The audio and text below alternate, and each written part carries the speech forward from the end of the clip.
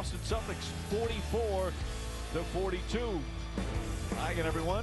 The Lakers back home with their 17-2 at home this season. They're a different team at home, and their game plan here this afternoon, Jeff, was pounded inside against the much smaller Celtics, and Andrew Bynum took control.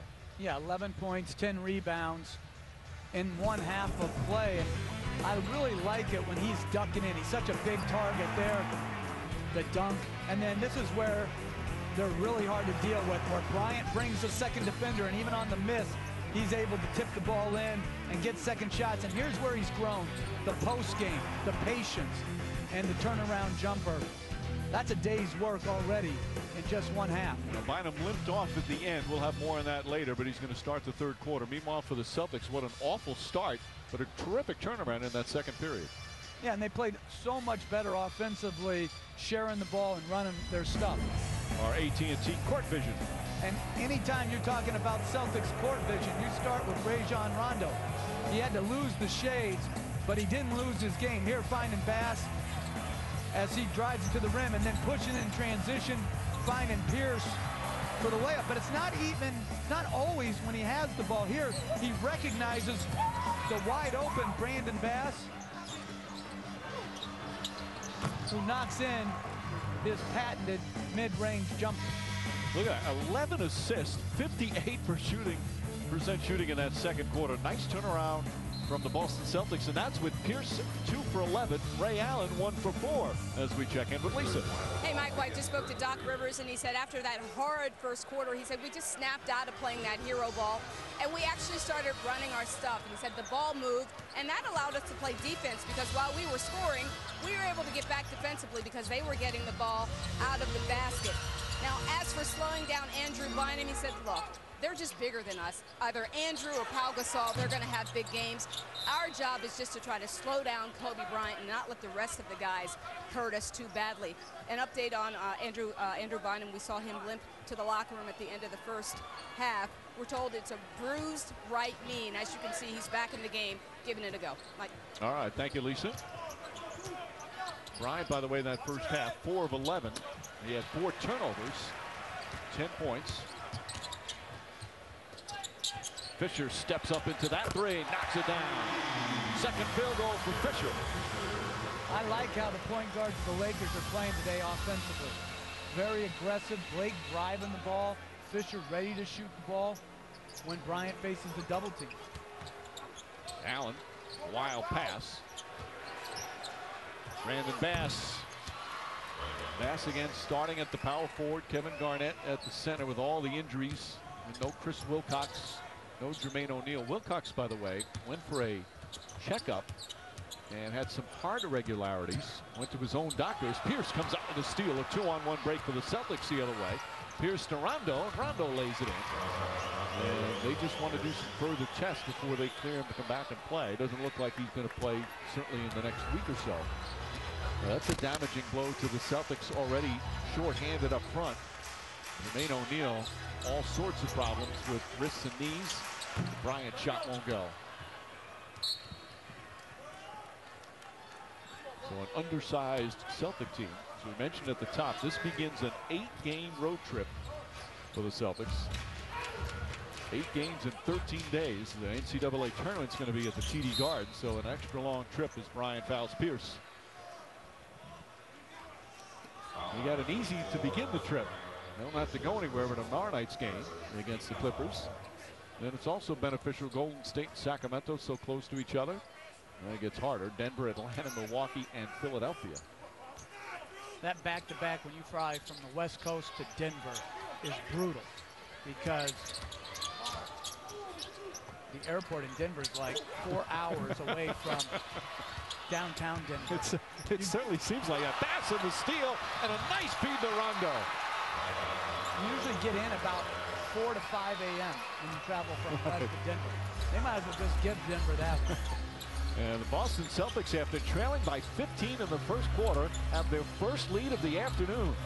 And their defensive intensity has picked up. Bryant a couple of jabs and misfires. Garnett the rebound to Rondo. Rondo goes right at Fisher. Nice defense, better offense. And a quick timeout from Mike Brown as the Celtics have a 3-point lead. What a turnaround for Boston. Again, turning the Lakers over as Bynum tries this little outlet, but Bryant leads to a basket. And then Rondo's pushing it, and really no urgency by the Laker bigs to get back and protect the basket. That's just too easy for the Celtics.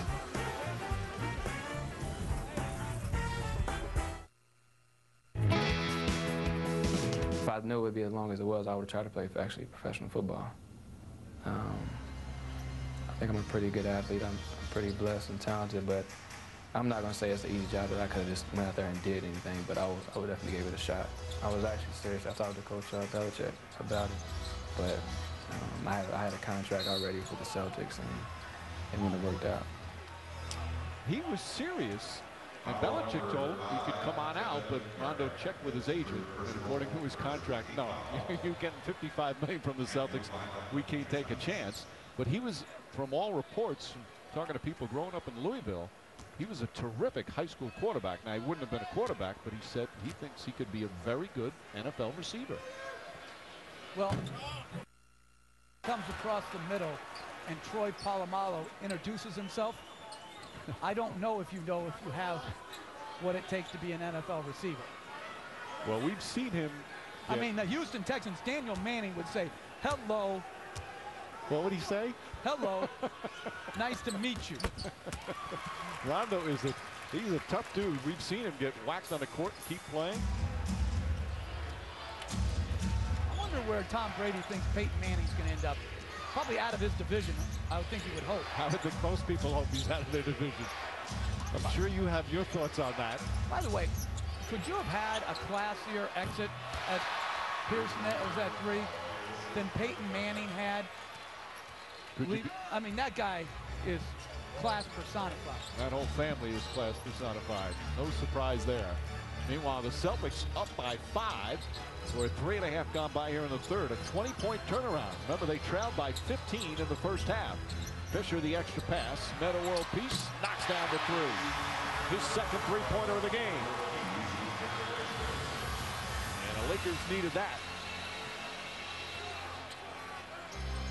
Both these teams fighting for positioning in their respective conferences, fighting for consistency. Ray Allen misses. Celtics come in. They're 7th in the East. Lakers come into this game 4th in the West. World peace spinning, double team. This barrels inside and draws the foul. As world peace and Pierce with a little extra pushing and shoving. Garnett gets involved. The officials have to separate them. Now we're going to have, I would assume, some technicals.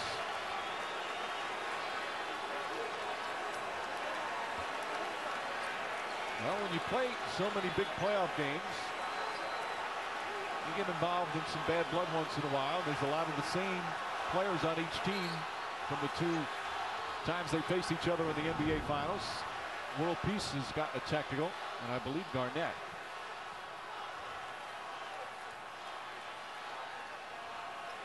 Just silly stuff there. Curtis Blair, good job getting it. He may have taken an elbow. So the personal foul is against Paul Pierce. So Pierce picks up his second personal. And the technical foul is on Garnett and World Peace. This game needed something like this. And I don't know if there was a foul. To me, Artest is the one creating the contact.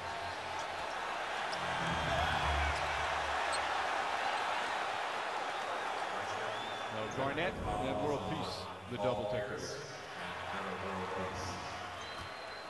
Now the second free throw. Now they changed. They just announced. They first announced Garnett received the technical, but it's not. It's Pierce and World Peace. World Peace receiving a technical. That's incongruent. 2-point lead for the Celtics. And Paul Pierce falls down, much to the delight of the Celtic crowd. And Pierce, who grew up hating the Boston Celtics as a kid from LA, now hated by the Laker fans. In a respectful way, I guess. Gasol. Bryant finds World Peace, tries another three, does it again. World Peace, a couple of threes here in the third quarter, and the Lakers regain the lead.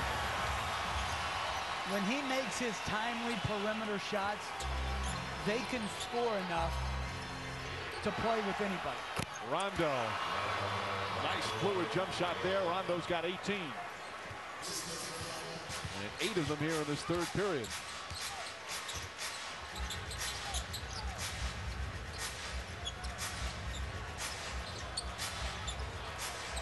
Single coverage on Kobe Bryant. Now Bass comes to help. Fisher trying to draw contact. He does. Bass bumped into him, and Derek Fisher will go to the line. What a difference World Peace can make for this Laker team. And for the world in general. Nice play by Bryant to find him. So when you penetrate the ball in the NBA, your discipline offensively to continue to space the floor correctly has to be right. So when Bryant goes up, he's got to know there's a bailout for him in the corner.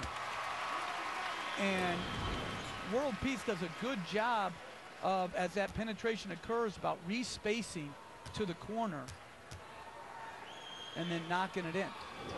Well, he not only has 3 3-pointers, his defense on Paul Pierce has been excellent. Pierce just 3 of 12 from the field. We saw him last week against Miami. He had a terrific game. And Fisher being aggressive off the dribble. You know, they're getting, even with Bryant not shooting the ball well today, they're scoring enough offensively. And shooting 51% from the field. Bass now with 9. 1 point Celtic lead, just under 6.5 remaining here in the third. Nice feed. Bynum left open. Too strong.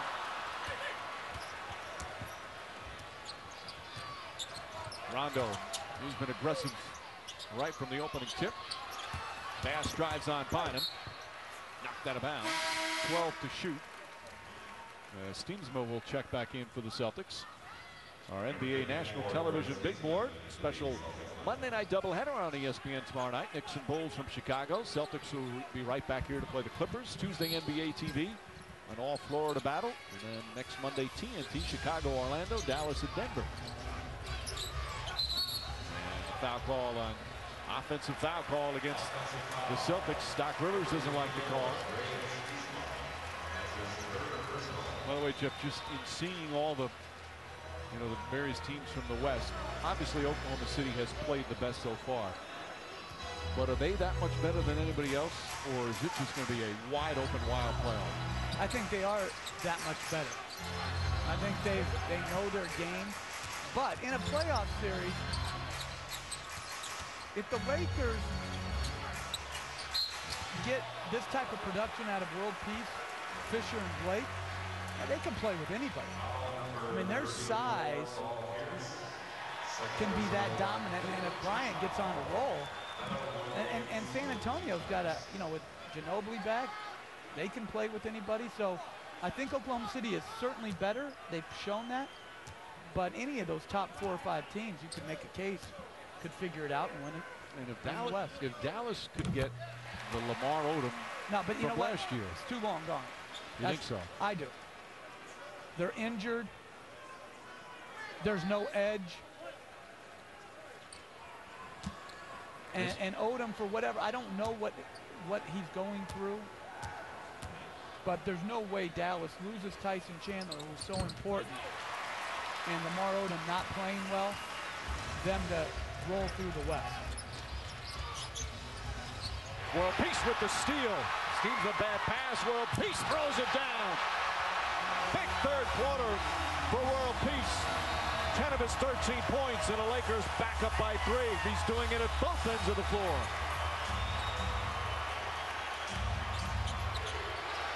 He is locked in right now. Bryant playing off Rondo. Rondo finds Bass. Stolen by Fisher.